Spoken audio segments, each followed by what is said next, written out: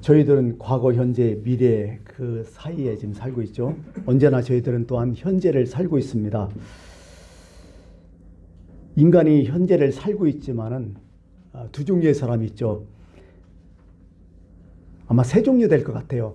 첫 번째, 과거에 매여 갖고 현재에 사는 사람이 분명히 있어요. 과거의 일 때문에, 과거의 사건 때문에 그 과거를 안고 사는 사람이 있다는 얘기죠. 또 두 번째 사람은 미래를 바라보며 오늘도 살아가는 사람이 있어요. 오늘 좀 힘들고 어렵지만은 그래도 미래를 생각하며 오늘을 견디는 사람이 있다는 거죠. 세 번째는 어떤 사람이 있을까요? 오직 현재만 바라보고 그냥 미래도 생각 안 하고 오직 현재만 바라보고 살아가는 사람이 있다고 하는 것입니다. 여러분은 어느 부류에 속하실까요? 생각해서 예전에요, 우리가 카드가 없었을 때가 있었어요. 다 모든 것이 현금으로 거래될 때가 있었어요. 월급도 노란 봉투에 받았을 때, 그때 기억하시죠? 나이 드신 분들은. 카드가 별로 없었어요, 그 당시에. 제가 어렸을 때, 젊었을 때에 생각나는 게 뭐냐면, 은행 창구에 가면 은행원들이 참 많았어요. 그때는 참 은행도 많고 늘 돈을 싸가지고 다녔어. 어떤 사람은 진짜 대단한 사람이 있더라고요. 은행 갔는데 어떤 사람이 돈을 한 다발 갖고 와. 막 뭉텅이로 이렇게. 예전에 가장 큰 돈이 10,000원짜리였잖아요. 또 크고. 그걸 한 다발 갖고 오는 거야. 그러면서 거기 입금시키는 거야. 오늘 수고한 거라면서 이렇게 은행 창구 직원하고 또 잘 알더라고요. 입금시키더라고요. 막 기쁜 마음으로. 근데 어떤 사람은 옆에 그냥 쭈그레 시끄러에 앉아서 그냥 부르면 나오잖아요. 부르는데 돈을 내는데 참 힘들게 내더라고. 왜일까 보니까요, 이 사람이 대출 받은 거야. 대출을 그 정신에 요즘 온라인으로 딱딱 내지만은 그전에 어떻게 해요? 꼬박꼬박 가서 대출 이자를 냈어요. 그런 식인 거야. 거기서 지금 생각하는 게 그래요. 같은 은행 창구를 방문하지만은 한 사람은 기쁜 마음으로 뭔가 예금하려고 하는 사람이 있고, 어떤 사람은 뭐예요? 그냥 돈을 빼앗기는 마음으로 힘들어갖고 하는 그 예금이라고 보지는 못하겠지만은 하여간 그런 사람이 있더라고요. 같은 건데 같이 살아가는데 마음과 기분은 전혀 다르다, 이런 생각을 좀 해봤습니다. 또 한 가지 생각은 뭐냐면 그 기다림이라는 게 있어요. 기다림도요, 참 두 가지가 있더라고요. 여러분 남자들은 군대에 가봤지만요, 영장 딱 나오잖아요, 며칠. 그거 기다리는 거 참 힘들어요. 그 하루하루 간다는 게 군대 가는 군대. 근데요, 또 한 가지 기다림이 있어요. 이제 군대를 마치고 이제 제대할 특명이 딱 내려올 때, 그때 며칠, 그건 진짜 기다리더라고요. 여러분, 행복한 사람이 누구예요 도대체? 당연해요. 행복한 기다림 있는 사람이야. 뭔가 기다릴 때 행복을 품고 참아내고 기다리는 사람이 진짜 행복하더라, 이런 생각을 해요. 지금 생각하면 가장 첫 번째 기다림이 참 좋았고 행복한 순간이 뭐냐면 옛날에 국민학교니까 초등학교 때 6학년 때 처음 수학여행 갔었어요. 그때 수학여행 날짜 그거 엄청나게 기다렸어요. 그 전날은 잠을 못 잤지만은 하여간 그 수학여행 어렸을 때의 그 기다림 지금도 생각하면 못해요. 또 두 번째는 어떤 기다림이 행복했냐면 저는 사실 삼수했기 때문에 참 어려움이 있었는데 대학교 보고 제가 원하는 그 학교에 합격하고 석 달인가 아마 기간이 있을 거예요. 그죠? 11월, 12월 정도에 하니까 그 기간, 그래서 입학할 날을 기다리면서 기다린 그때가 너무 행복한 것 같아요. 이미 합격했어요. 이제 학교만 가면 돼. 너무 행복했다 생각이 그 당시에 또 들려오고 이런저런 생각이 들더라고요. 하여간 여러 가지 있겠죠. 여러분도 피곤한 예로서 그렇죠. 사랑하는 사람을 기다리는 것도 행복하겠죠. 데이트 잡아갖고 그런 것도 있겠죠. 행복한 기다림, 이런 소망을 기다릴 수 있는 사람, 약속받은 미래가 있는 사람, 이 사람이 정말 행복하지 않을까요? 신앙이 바로 그런 거 아닐까요? 행복한 기다림이 신앙이 아닐까요? 이 세상에 너무 힘들고 괴롭고 이 세상 살아가는데 정말 엄청나게 고통도 있지만은 그래도 약속 있는 기다림, 천국 있는 기다림, 그 기다림이 마음에 풍부한다면 그래도 이 세상 살만하지 않을까요? 그런 생각을 저는 이 말씀을 통해서 좀 해봤어요. 참 이 세상 살아간다는 참 어려워요. 내일이 있다는 것도 행복해요. 어떻게 보면 오늘이 끝이다, 그것도 참 불행할 것 같아요. 그래도 내일이 또 있구나. 내일 시작할 시간이 있구나. 이것도 너무 행복한 것 같아요. 하여간 제가 오늘 본문에 이제 돌아와서 말씀을 드리고 싶은 것은 뭐냐면 2000년 전 유대 나라를 이제 생각을 해보면 알겠죠. 진짜 어떻게 표현될까요? 2000년도 유대 나라는 땅, 로마의 식민지였잖아. 성경을 쭉 읽어봤지만, 복음서를 읽어봤지만 참 살아가기가 얼마나 힘들어요. 암담한 현실, 한마디로 표현하면 뭘까요? 캄캄하다. 빛은 안 보이고 캄캄하다. 불신이 팽배했고 불안이 늘 존재했고 사회적으로나 경제적으로나 모든 게 다 힘들죠. 그 당시에 정치가들 많죠. 총독이랄지 또 왕이 있었잖아요. 헤롯 왕 쭉 나오잖아요. 이 사람들 앞머리에 우리가 이겠지만 누구누구인지 모르지만 그러니까 여러 사람이 왔지만요. 그 다 정치가들 그렇잖아요. 그 사람들이 정말 잘했어요? 폭군이었잖아 다들. 그들이 윤리적으로 반듯했어요? 다들 도둑놈들이었잖아. 헤롯 왕 같은 경우에도 자기 동생 아내를 빼앗기도 하고 막 지 마음대로 했잖아. 하여간 사람 죽이는 거 다반사였고 예수님이 태어났다 해서 그 동네 어린아들 2살미들 다 죽여버리잖아요. 그래서 거기는 라마의 슬픈 소식이 있다고. 엄청나게 악랄한 인간들 아니에요. 얼마나 힘들어 살기가. 여러분 선한 사마리아 사람 알다시피 선한 사마리아가 있지만 그 당시에 어떤 사회적 배경도 있잖아요. 강도가 그냥 드글드글 했잖아요. 사람 없는 데는. 사람 때려 죽이고 뺏는 그런 일들이 너무 많고. 여러분 포도원 농부에 비유하는데 첫 번째 아침 이른 새벽 6시에 그 다음에 딱 나가니까 또 9시에 또 12시에 오후 3시에 어떤 데는 5시까지 나와서 그 주인이 일꾼들을 부르잖아요. 그럼 어떤 분위기예요 그게? 진짜 하루 살기가 힘들었다는 거야. 일거리가 없어요. 먹고는 살아야 되는데 진짜 그냥 꿀똥살똥 사는 그 시대였다는 거죠. 종교적으로는 어떻게 했을까요? 여러분 예수님께서 종교적으로 이 당시에 유대교죠. 어떻게 보면 이스라엘 민족에는 야훼 신앙이 그들의 마지막 신앙의 보루잖아요. 그들을 이루해주고 그들을 격려해주고 그리고 그들을 보호해주는 그런 어떤 종교적인 지도자들 다 엉망이잖아요 지금. 예수님이 그런 말씀 하시잖아요. 화 있을진저 천벌받은 놈이죠. 이렇게 얘기해. 외식하는 서기관들과 바리새인들이여 너희가 박하와 해안가 근처에 11전을 드리되 율법에 더 중한 정의와 긍휼과 믿음은 버렸다고. 이것만 봐도 살벌하잖아요. 맹인된 인도자요 하면서 하루살이는 걸려대고 낙타는 삼킨다고 탐욕과 방탕으로 찌들었다고 그런 얘기 쭉 하시잖아요. 눈먼 바리새인이라 하면서 너희는 회칠한 무덤 같다고 이런 얘기를 하면서 보니까 진짜 세상 살벌하잖아요. 2000년 전 유대 나라가 이랬다는 거죠. 근데요 백성들은 그래도 버티는 게 딱 한 가지 있었어요. 마지막 한 가지. 그게 뭘까요?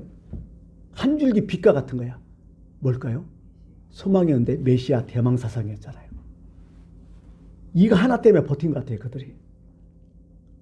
이 나라 저 나라 떠도는 사람들 많잖아요. 본국에 와서도 개고생하고 있잖아요. 근데 마음속에 두고 있는 것이 메시아가 올 것이다. 그 메시아가 오면 우리는 살아난다. 그런 메시아 대명사상이 떴다는 거죠. 이런 기다림. 그 버틸 수 있는 소망이 바로 이거 아니었냐고요. 아무리 많은 세월이 흐르고 여러 가지 이 사건이 있어도 이스라엘 백성에는 그래도 한 줄 희망이 메시아 대망사상이었다는 거죠.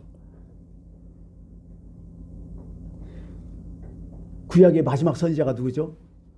말라기죠. 말라기 4장 5, 6절에 보면 거기에 마지막으로 이렇게 마지막 절이 나와요. 보라 여호와의 크고 두려운 날이 이르기 전에 내가 선지자 엘리야를 너에게 보내리니 그가 아버지의 마음을 자녀에게로 돌이키게 하고 자녀들의 마음을 그들의 아버지에게로 돌이키게 하리라. 돌이키지 아니하면 두렵건대 내가 와서 저주로 그 땅을 칠까 하노라. 구약의 공식적인 마지막 선지자의 마지막 외침이죠. 마지막 이 예언을 하고 끝나버려요. 선지자들은 없어요. 이제 중간에는. 그러고 하루하루 메시아를 기다리면서 400년이 흘렀죠. 근데 그게 전혀 400년이 흘렀지만은 그게 진짜 지금도 다시 이 말이 또 전해지기 시작했던 거죠. 여명의 순간이죠. 어떻게 보면 갑자기 새 요한이라는 사람이 광야에 나타나서 막 복음을 전하잖아요. 가뭄에 담비 내리시듯이 막 복음을 전하니까 사람들이 어때요? 각지에 모여와갖고 세례 요한한테 세례를 받았다 하잖아요. 세례 요한은 어떤 세례를 줬다고 하죠? 회개의 세례를 줬다, 물로 세례를 줬다고 쭉 나오죠. 예, 그래서 회개의 세례를 베풀며 요한이 3, 4절 이렇게 하죠. 상황을 이렇게 요단강 부근 각처에 와서 죄사함을 받게 하는 회개의 세례를 전파하니, 선지자 이사야의 책에 쓴 바 이사야 선지자가 얘기했죠. 광야에 외치는 자의 소리가 있어 이르되 너희는 주의 길을 예비하라, 준비하라, 그가 오시기를 곧게 하라. 세례 요한의 외치는 딱 두 가지였어요. 주의 길을 예비하라, 그가 오실 길을 곧게 만들어라. 이 두 가지죠. 그래서 오늘 제가 제목이 주의 길을 만들라, 그런 말씀을 전하고 싶어서 오늘 여기 말씀을 전하고 있습니다. 뭐 옛날에는 왕이 나와서 궁궐을 나와서 행차할 때 그냥 행차했겠어요? 왕이 어디로 간다면 어떻게 되죠? 미리 백성들이 길을 닦아놨었어요. 옛날에 뭐 신장로가 어디 있겠어요? 없으니까. 그러니까 왕이 어디로 간다면 미리 아주 그 동네 사람들 다 시켜갖고 권력자들이 다 길을 일부러 다 만들고 판판하게 해놨다는 거죠. 옛날에 우리 군사정권 때도 그랬잖아요. 대통령이 어제 딱 뜬다면 어떻게 돼요? 갑자기 도로포장 딱 떼고 차선이 다 그려지고 그랬잖아요. 오기만 하면 좋았죠, 우리야. 딱 만들어지니까. 그래서 이것을 뭐냐면 성경에서 왕도라고 얘기해요. 이걸 왕도라는 표현. 이 주의 길이 바로 왕도거든요. 왕도를 만들어라는 거예요. 예. 메시아를 맞이할 왕도를 만들어라. 메시아가 오실 그 평탄한 길을 만들어라. 만왕의 왕으로 오실 그분을 위해서 길을 만들어라. 이런 뜻으로 세례 요한이 지금 백성들에게 전파를 하고 있는 거죠. 참 길이라는 게 너무 중요해요. 도로라는 게. 그잖아요. 만약에 생각해 보세요. 길이 안 났다. 도로가 없다. 내가 땅을 갖고 있다. 그건 뭐라고 하죠? 맹지죠. 가치가 없다고 하죠. 완전히 고립돼 버리잖아요. 나만이. 뭘 헬리콥터로 다닐 것도 아니고. 뭐 이런 거죠. 길이 너무 중요하죠.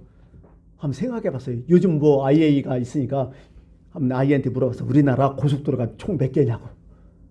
몇 개일 것 같아요, 여러분? 우리나라 총 고속도로가 총 몇 개일 것 같아요? 딱 봤더니 2024년 2월 8일 기준으로 대한민국의 고속도로는 50개다. 깜짝 놀랐어요. 50개나 돼요. 16개는 민자도로고 그중에 앞으로 만들 것은 15개 노선이 또 있다는 거예요. 60개가 넘어진다는 거죠. 그럼 총 고속도로의 길이는 몇 킬로냐 물어봤어요. 그랬더니 몇 킬로 같아요? 5,000킬로래요. 5,000이니까 넘는데요, 사실은. 계속 확정되고 있으니까요. 여러분, 도로는 단순히 교통수단, 이동수단이 아니라 어쩜 경제발전의 필수죠. 그죠? 사회 간접 자본이잖아요. 예, 도로가 없으면 꼼짝 못 하잖아요. 그래서 뭐예요? 모든 건설을 할 때는 뭐예요? 도로, 항만, 철도를 먼저 깔아버리잖아요. 물자 수송 때문에요. 그렇잖아요. 아무리 물건 잘 만들어도 가져갈 곳이 없으면 어떻게 돼요? 못 가져가잖아요. 물리비용이 그렇게 해서 큰 거예요, 요즘은. 그래갖고 생각해보니까 설교하면서 길게는 설명할 필요 없지만은 그 쌀이 어디서 제일 많이 나죠? 사실 저기 동남아 그쪽이죠. 예, 쌀이 엄청나는데 근데 거기 수출을 못 한대요. 왜 못 하냐냐 물어봤더니 전문가한테 물어봤더니 그 쌀을 갖고 날 인프라가 도로 구축이 안 된 거야. 이거 끄고 저거 끄고 막 딱 도로가 딴데수 갖고 수사관 막 가서 그냥 얼른 팔아야 되는데 연결하니까요. 이게 물리비용이 너무 비싸고 가격대가 안 맞는다는 거예요. 그 정도야. 사실은 우리나라도 아직 희망은 있어요. 지금 북극이 녹는다며요. 앞으로 북극으로 배로 이렇게 수출하면요. 엄청 싸진다네. 물류비용이 싸져갖고 더 빨리 가고. 그런 얘기는 하게 있어요. 그게 길이 너무 중요하다. 근데요. 길도 같은 길이 아니라 고든 길이 있고 꾸불꾸불한 길이 있잖아. 험한 길이 있고 판판한 길이 있잖아요. 길도 다 다르다는 거죠. 그런데 여기서 꼭 길만 얘기하는 게 아니에요. 세례 요한이 길 때문에 얘기했을 것 같아요. 뭘 얘기할 것 같아요? 세례 요한이 우리에게? 마음의 길을 얘기하는 거예요. 이게. 그 마음의 길을 준비하라는 거예요. 마음의 길. 마음의 왕의 길. 왕의 앞길을 평탄게 하라. 왕이 고속도로를 왕이 고속도로가 아니라 마음의 고속도로를 만들라는 거죠. 메시아를 모셔드릴 너희의 마음의 길을 준비하라. 그 얘기를 여기 하는 거죠. 첫 번째 뭐예요? 세례 요한이 외치면 회개하라, 천국이 가깝다는 거죠. 첫 번째, 마음의 길을 만들 거는 다른 게 없다. 회개부터 시작해야 된다. 속에 거침이 없어야 된다. 이 길바닥에 돌도 없어야 되고 바위도 없어야 되고 다 거침이 없고 깨끗해야 된다. 판판해야 된다. 그게 회개하라 천국이었다. 그 다음에 또 얘기하죠. 두 번째는 뭐예요? 회개에 합당한 열매를 맺어야 된다. 이게 진짜 회개라는 거예요. 진정으로 회개했다면요, 모든 사람이 그를 객관적으로, 모든 사람이 정말 합리적으로 좋다, 괜찮다, 이게 합당한 세례의 열매예요. 이게 합당한 열매라는 거예요. 이런 열매가 맺어야 진짜 회개라는 거죠. 여러분, 회개를 어떻게 생각하세요? 오늘 그래서 이런 재미난 이야기를 봤어요. 어느 아버지가 딸을 시집 보내면서 사위를 불러요. 이렇게 사위를 불러가지고 내가 한 말 있다고 그랬더니 사위가 무슨 말씀이냐고 장인어른 그랬더니 부디 내 딸을 참 사랑해주게 아버지로 부탁하죠.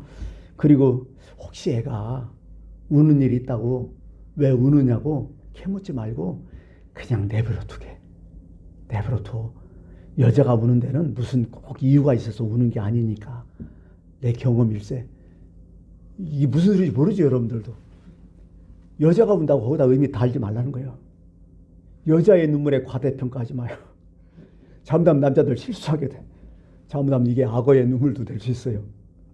제가 드리고 싶은 건 이거예요. 눈물 흘렸다고 회개 아니야, 이거. 의미 두지 마요, 거기에. 세례 요한이 얘기하는 게 뭐예요? 눈물이 아니라 뭐예요? 회개에 합당한 열매예요. 이게 진정한 회개라는 거죠. 예, 그렇잖아요. 회개가 보통 우리 뒤로 돌아서는 행위라고 하잖아요. 예. 그게 회개하면서 우리는 회개하면서 무엇을 얻을까 자꾸 생각하는데 아니요. 회개하면서 내가 무엇을 버릴까? 뭐 얻을까 아니야. 버릴까를 먼저 생각해. 회개야 사실은. 그렇잖아요. 예? 근데 우리는 회개하면서 내 회개하면 하나님께서 뭐 주실까 이런 거 그건 회개 아니라니까요. 그 보통 의사들이 얘기하죠. 못 고칠 질병은 없다. 다만 고치지 못할 습관만이 있다고.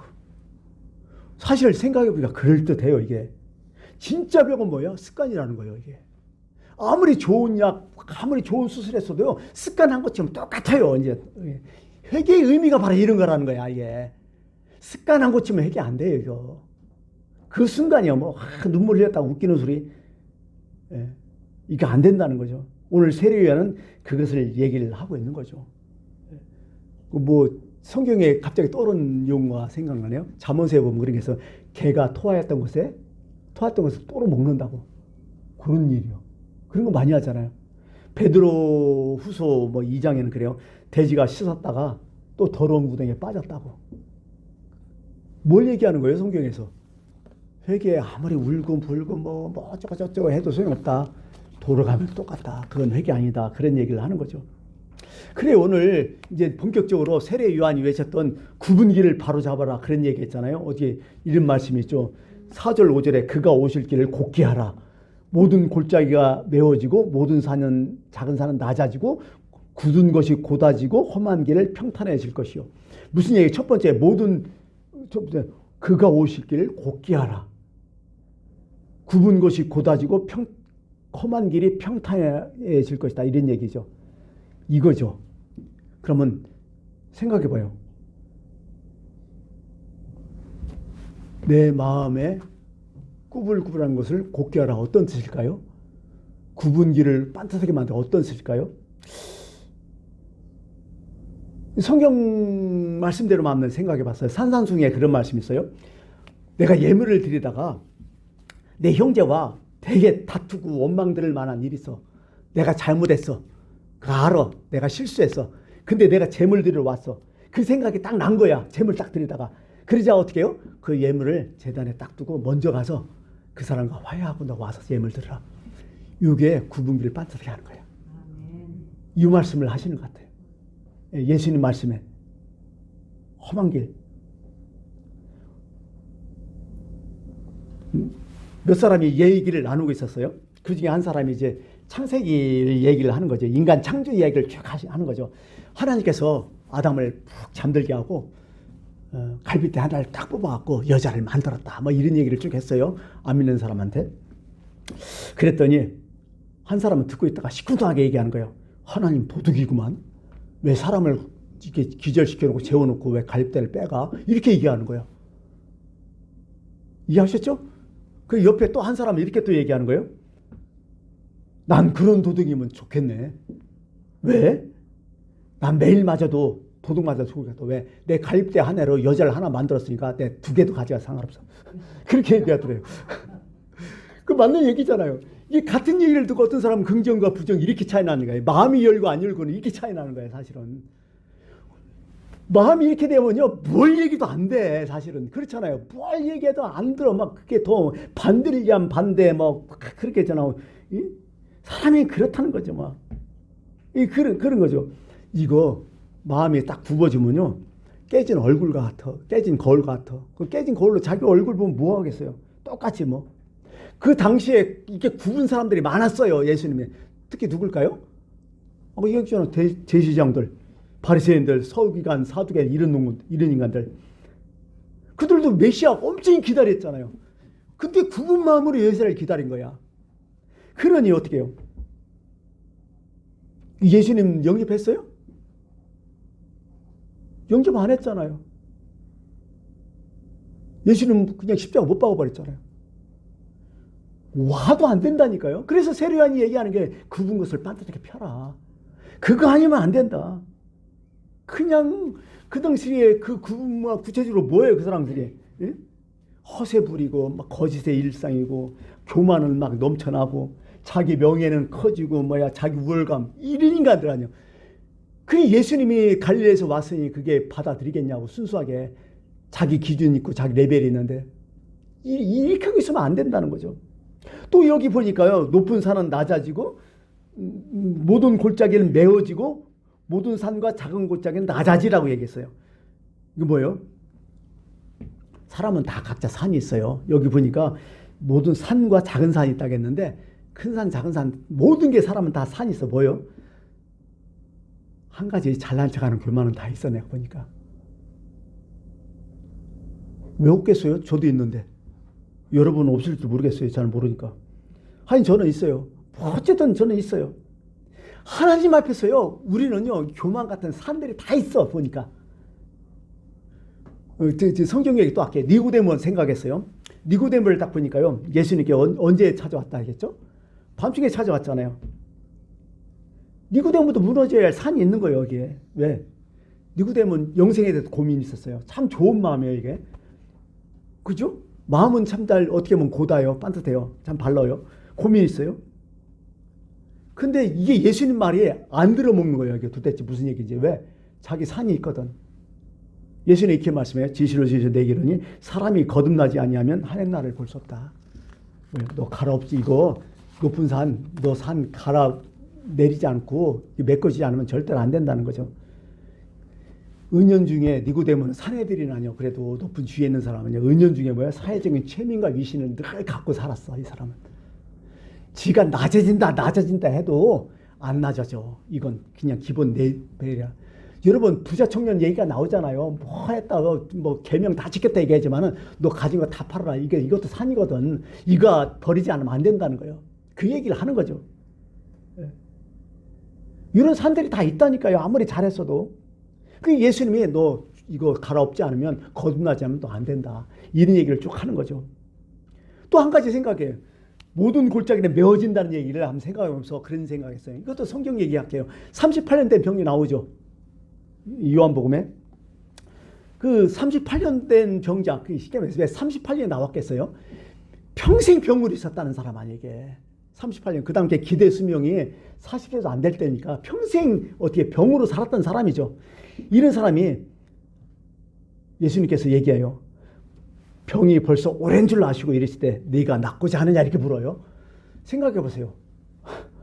아니 물을 필요 없잖아 이거. 그죠? 뻔한 얘기 아니야 이거. 왜 물었을까요 예수님께서? 어떻게 보면 신뢰되는 얘기일 수도 있어요. 이런 질문 하신 데는 의미가 있어요. 내가 보니까. 이 사람은요. 처음에는 병을 고치려고 했겠죠. 부단히 애를 썼겠죠. 그러면서 예수님께 물었더니 막 베데스다 연못이 막 움직이는데 내가 먼저 들어갔더니 뭐 다른 사람이 먼저 들어가서 내가 못 갔다 그런 얘기를 하잖아요. 처음에 잘 지내고 있다가 무슨 이득되는 거 있으면 사람들이 으릉대면서 서로 막 경쟁하고 난리.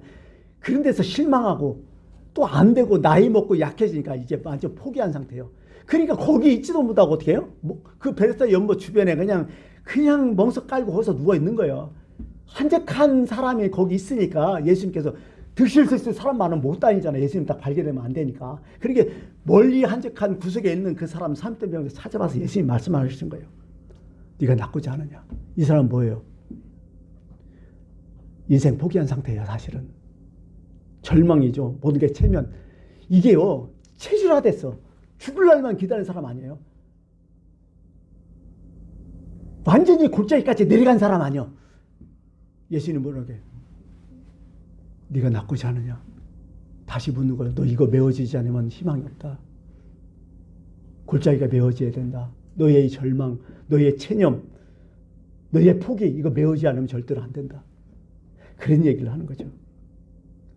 세상 거 다 포기해도 예수 그리스도만 포기하면 안 된다. 이런 얘기죠. 어떻게 보면 바로 그 얘기죠.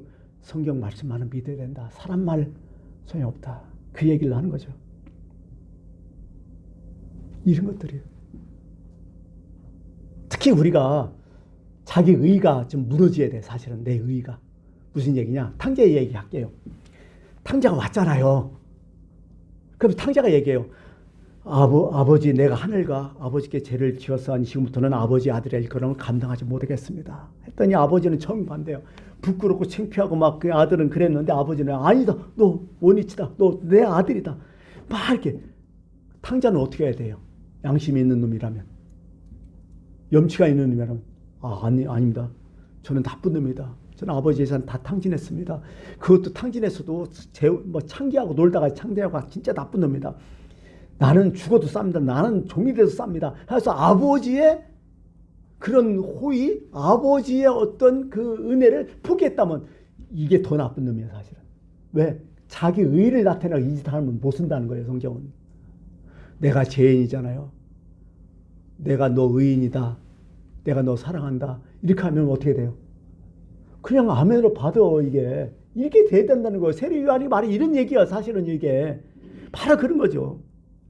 아버지가 나를 사랑하니까 내가 자격이 100% 없어. 그래도 그럼에도 불구하고 아버지의 말씀이니까, 아버지의 뜻이니까, 아버지의 의도니까 내가 받겠습니다. 그게 뭐 마음을 굳게 하는 거고 마음을 평탄하게 하는 거예요. 이걸 성경이 얘기하는 거예요. 지금 세례요한이요. 그렇잖아요. 마음에 탄탄한 고속도를 만들어 달라. 따뜻한 고속도를 만들어 달라. 이런 것입니다. 이렇게 만든 사람 있어요. 쉽게 해서. 성경 얘기 또 할게요.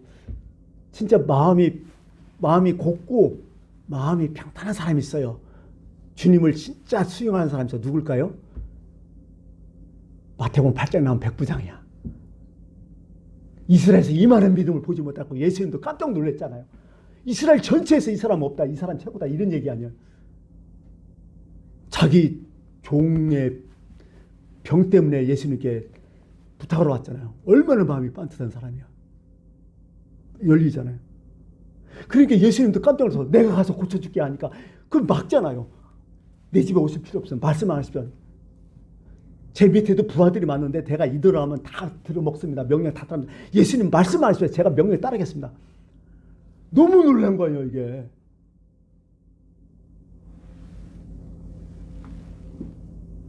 이게요, 진짜 이런 믿음.